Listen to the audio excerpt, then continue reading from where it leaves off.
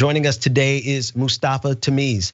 He is a Democratic strategist. He is a former consultant, Department of Homeland Security, a director, US State Department's Countering Violent Extremism Exchange. Mustafa, thank you so much for joining us today.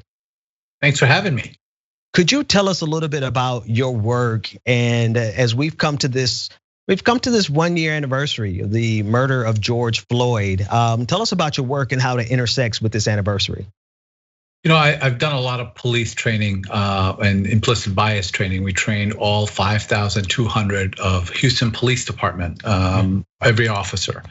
And our training is different in that we do experiential training. We put officers in the shoes of community members, members of the victim family, members of the press, members of the elected body, and as if they walked into a community meeting after an incident.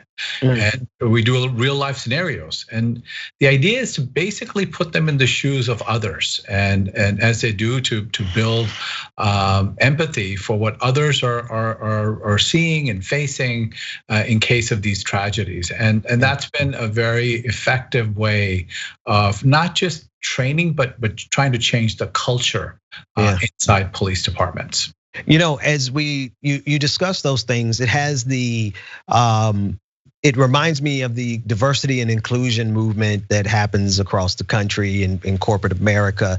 And while these are like on two totally different sides of the spectrum in terms of seriousness, because you're dealing with implicit biases that could lead to the death of somebody.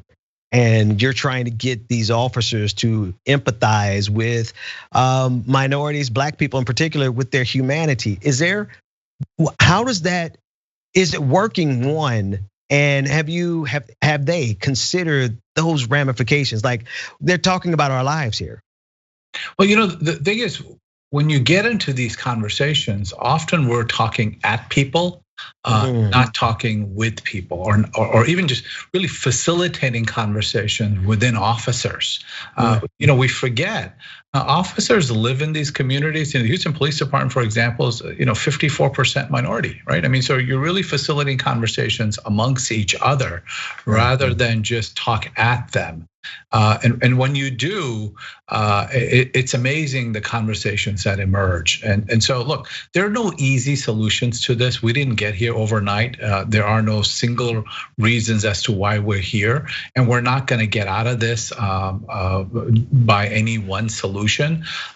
What I think has to happen is we have to walk in each other's shoes. We have to know the pain and literally the feeling of crisis when an African American mom sees her son walk outside that house and what she's feeling, what she's thinking. Right. At the same time, we got to put ourselves in the shoes of police officers sometimes that, in the middle of the night, approach a car, not knowing when they, put that flashlight, what's going to happen. Who's sitting behind the wheel of that car and what's going through their heart when that happens. So these are complicated things, and we have to kind of put the humanity in people and be generous with each other as we think about this, as we talk about this. At the same time, we've got to move forward in public policy. We've got to have some consequences when things go wrong. Right. And I definitely can meet with you there in the terms of the public policy, right? Because the questions that I would want to ask would be along the lines of, why did the police officer pull us over in the first place, right? What are those things that caused them to pull us over and create these encounters that so many of us have? Because there's so many of us, like, as we think about George Floyd, like, he got pulled over for a counterfeit. And we're living in somewhat of a police state where every infraction that comes from the Black community could, and from impoverished communities, can be met with the full force of the police state. But that comes to the question of policies. Talk about Congress and the changes that are possible. Mitch McConnell just said yesterday, anyone who would talk about defunding the police is a fool. And then he went on and said, we can't possibly get rid of qualified immunity, because if we get rid of qualified immunity, police officers can't do their job. What is your perspective, and how do we get it done in Congress? Well, look, doctors don't have qualified immunity. I can go on and on. A number of people don't have qualified immunity, and I think it's a worthy conversation to have. I am very optimistic because I know Congresswoman Karen Bass, who's the former chair of the Congressional Black Caucus. What most people don't realize is that she's also the former Speaker of the California Assembly. Here's somebody who has been working on this issue since the early 70s. She's someone who's patient, somebody who has been an experienced legislator. She has the temperament to work the legislative process and work both sides of the aisles to make this happen. Senator Cory Booker, who's not someone who's just articulate, as people say. They hear his speeches and his passion, but someone who lives still to this day in Newark, right? And lives in that challenging environment and understands that this is important, not just as a black man or as a senator, but someone who still could be stopped and something can happen. And lastly, Senator Tim Scott, who is continually working on this, and then the rapport that the three of them have built with each other to say that we're going to work through this.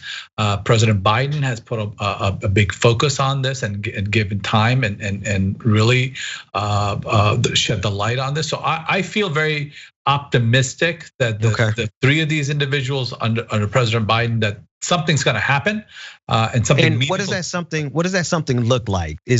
Are we looking at getting rid of qualified immunity, or are we? Because one of the things George Floyd's family said on Roland Martin a couple, last week. It was just last week that was the year anniversary.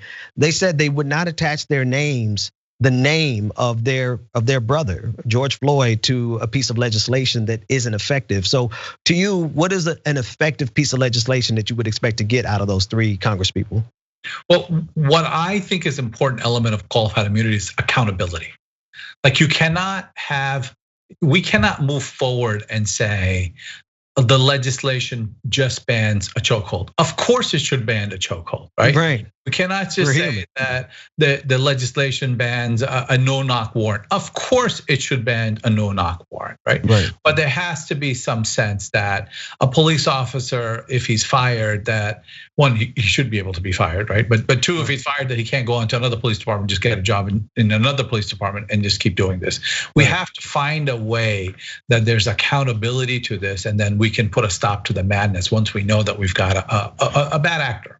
So there has to be some kind of a way to come to this. There has to be a way that we all build consensus around it. And I know, look, this is not an easy topic, and I know that there's going to have to be give and take.